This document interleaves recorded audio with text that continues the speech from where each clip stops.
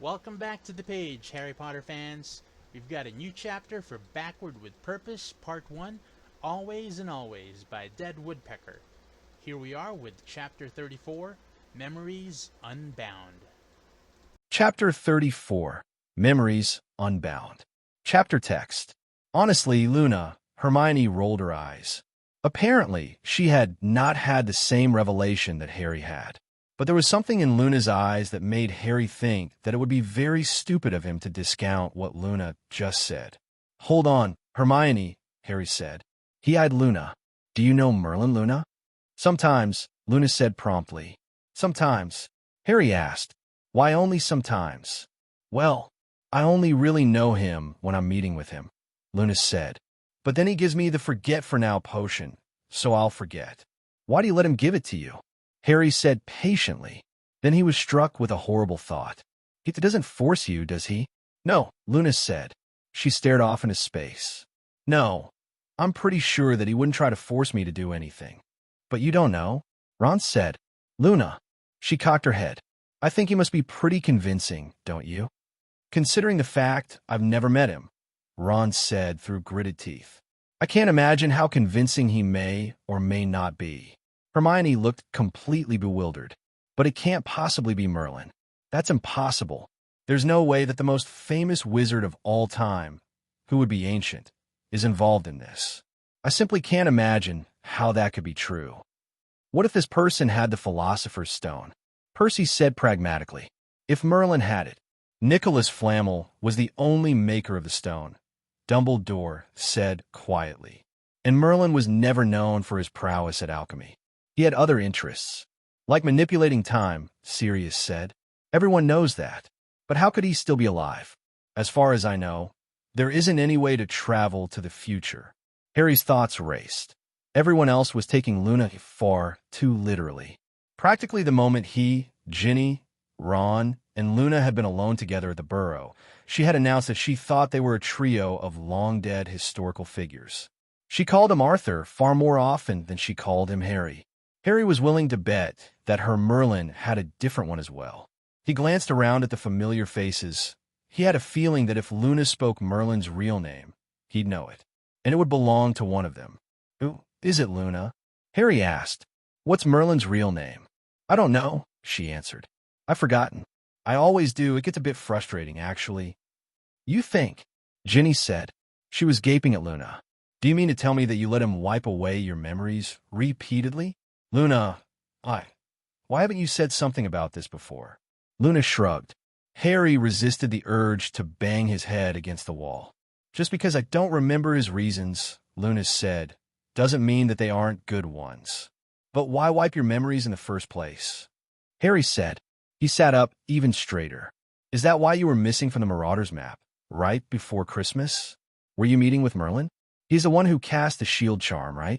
Oh yes, Luna said. He had to give me my Christmas present. It was quite wonderful. Just the thing I needed after Daddy died. What was it? Ron asked. He appeared unable to stop himself from asking. Luna shrugged again. Harry groaned. Luna, Dumbledore said gently. Do you know if this person is indeed an ally? Do you know what his motivations are? Do you know why on earth he won't reveal himself to us? No, Luna said immediately. I don't know what he's doing. Harry glanced around at everyone. He suspected that whoever it was that was either helping them, hindering them, or screwing around with them was male. Luna kept using the male pronoun, though he supposed it could be another smokescreen.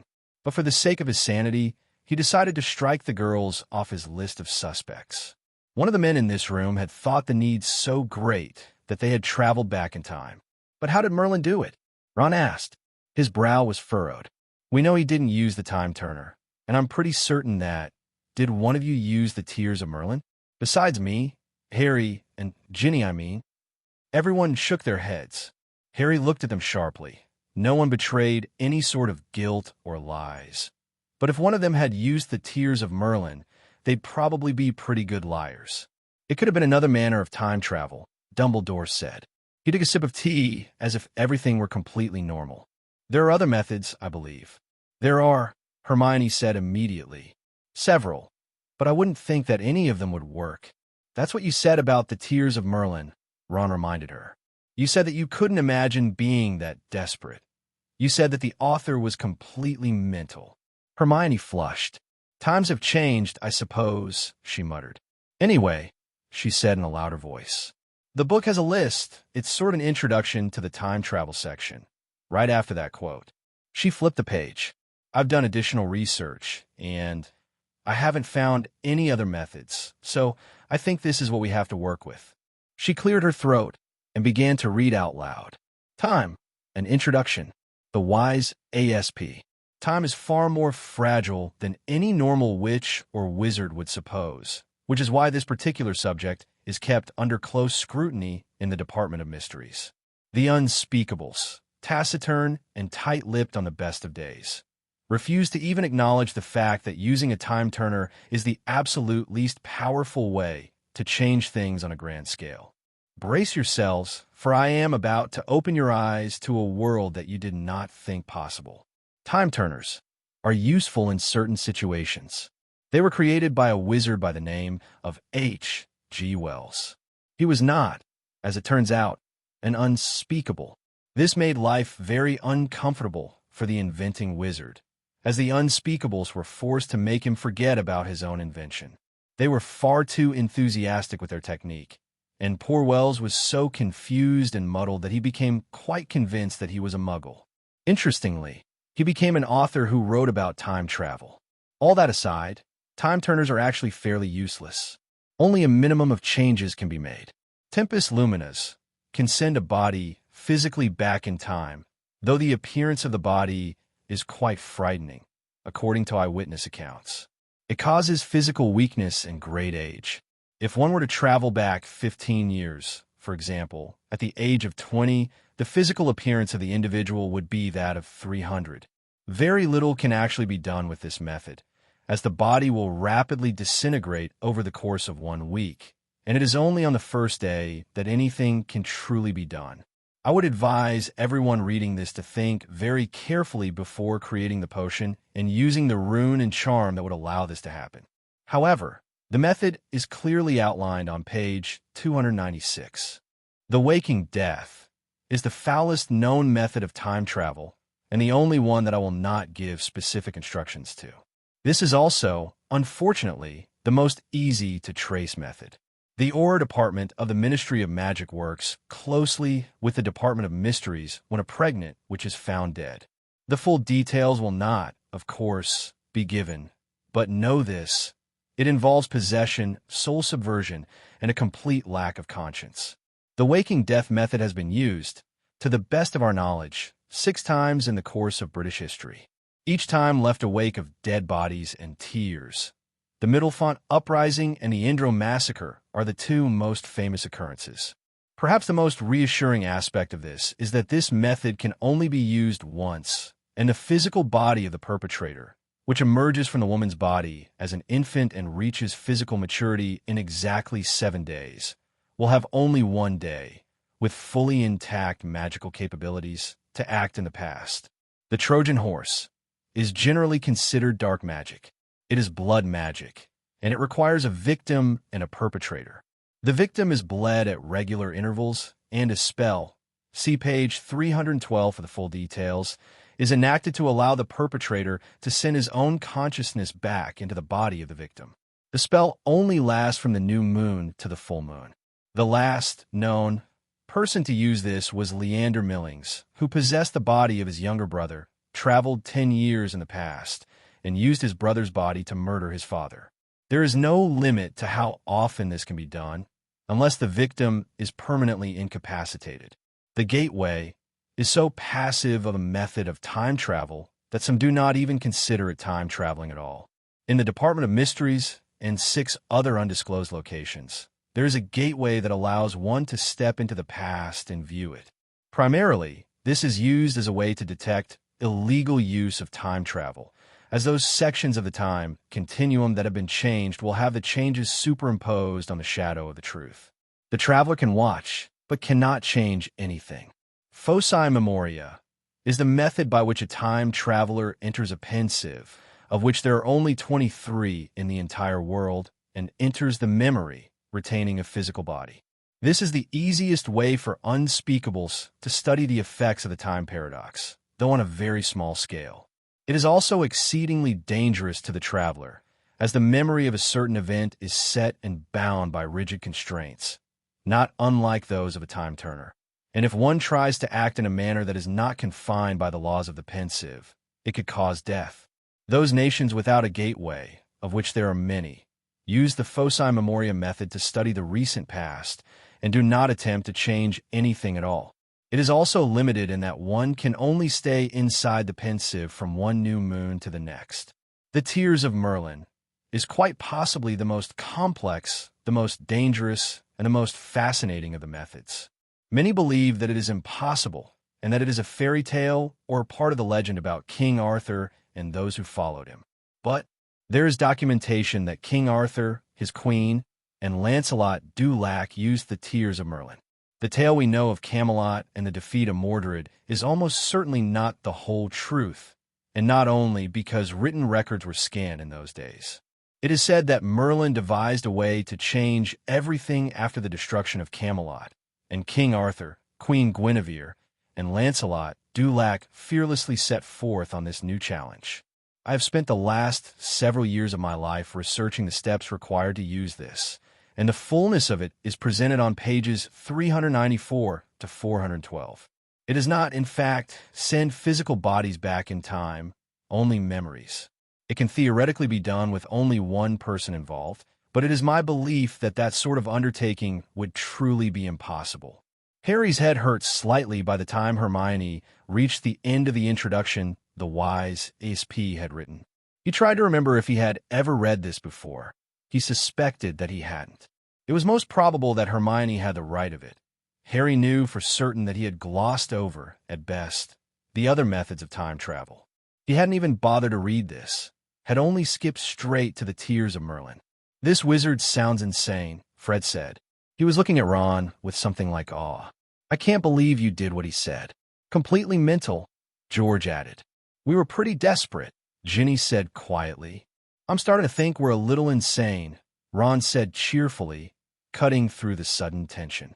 He tousled Hermione's hair. "Next time I let Harry talk me into doing something this bizarre." "It was Harry who came up with this?" George said incredulously. "You didn't show them that memory?" Ron said, disappointed. "I forgot," Harry said. His lips twitched. Ron started laughing. "Looking back, that's one of my favorite parts. We were all drunk off our arses. Creature had to help me to bed afterward. There we were, swigging fire whiskey like a trio of Irish sailors, and Harry gets this look on his face like he's just been hit in the head with a bludger. I think I've seen that look on your face a time or two, Ron." Hermione grinned at him. Harry leaned back, grinning. It had not been at all funny at the time, and Harry suspected that if they actually viewed the memory in the pensive, the others would not find it at all amusing.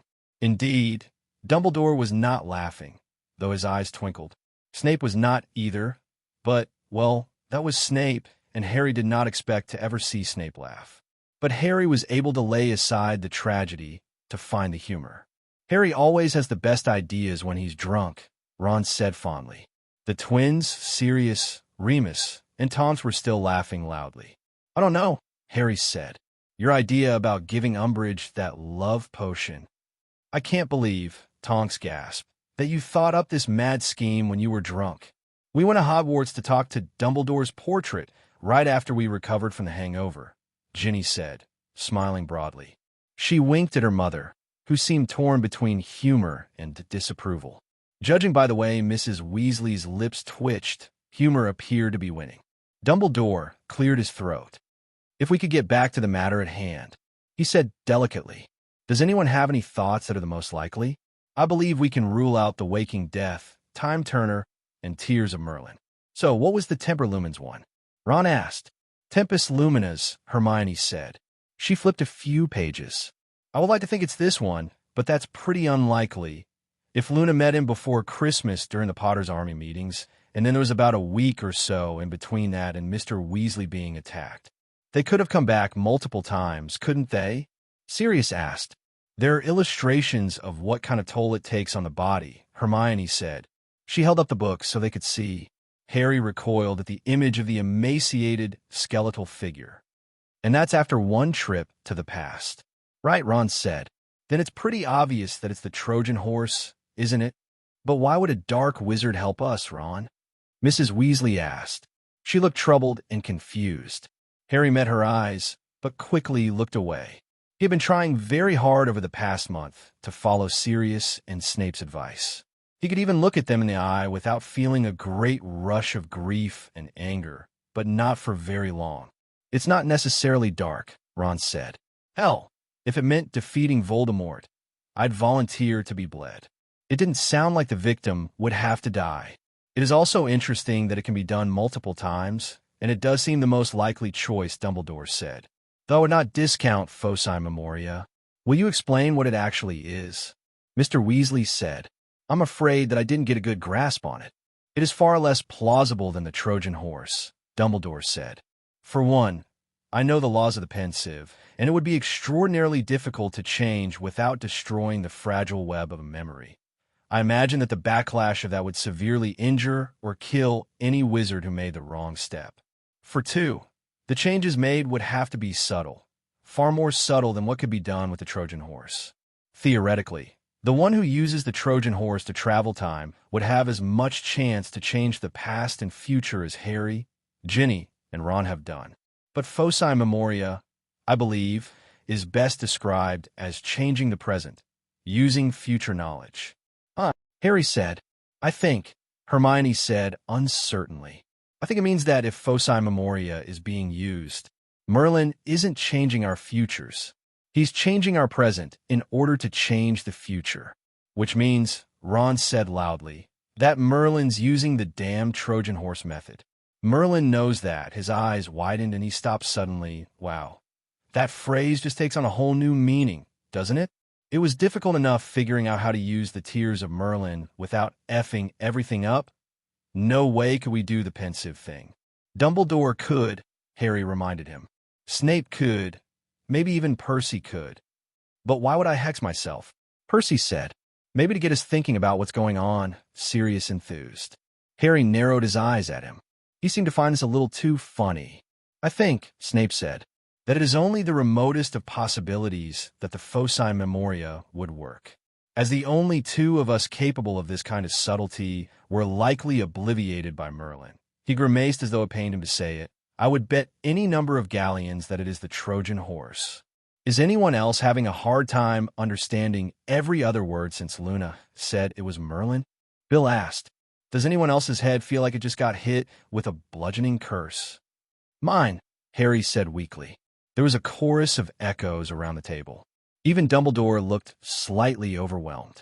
You know what, though? If anyone is Merlin, it's either Sirius or the twins. I really believe that. I have a feeling that he's laughing at us. Oh, he is, Luna said brightly. I remember that. I don't think he's being unkind about it, though. See? Harry muttered. He looked over at Ron. Remember how you used to think that Dumbledore deliberately made things tough for us? And how you thought he was having a laugh? Well, this time, someone actually is. Let's give him a good pounding once we find out who he is, Ron said. He suddenly looked thoughtful. Unless, of course, it's me. Harry put his head in his hands and groaned.